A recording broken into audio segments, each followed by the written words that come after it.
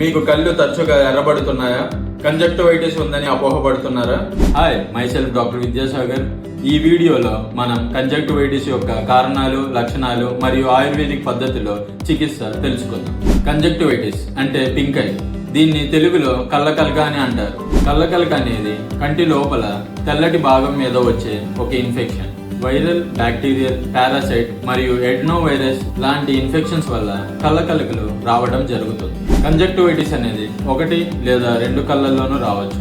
కళ్ళు ఎర్రబడడం, దురద, కాంతి సున్నితత్వం మరియు కళ్ళకి పుసికట్టి కళ్ళు తెరవలేకపోవడం ఇవి కంజక్టివైటిస్ యొక్క లక్షణాలు. కంజక్టివైటిస్ రాకుండా తీసుకోవాల్సిన జాగ్రత్తలు. ఇది ఒక సాధారణమైన అంటువ్యాధి మరియు కంటి స్రావాల నుంచి ఇన్ఫెక్ట్ అవుతుంది కాబట్టి తరచుగా చేతులు శుభ్రం చేసుకోవడం, దుమ్ము ధూళి పడకుండా గ్లాసెస్ యూజ్ చేసుకోవడం, కళ్ళను పదే పదే తాకడం, నలపడం అనేవి తగ్గించండి. కళ్ళకలకను ఆయుర్వేదిక్ పద్ధతిలో నేత్ర క్రియాకల్ప పద్ధతుల ద్వారా చికిత్స చేయవచ్చు.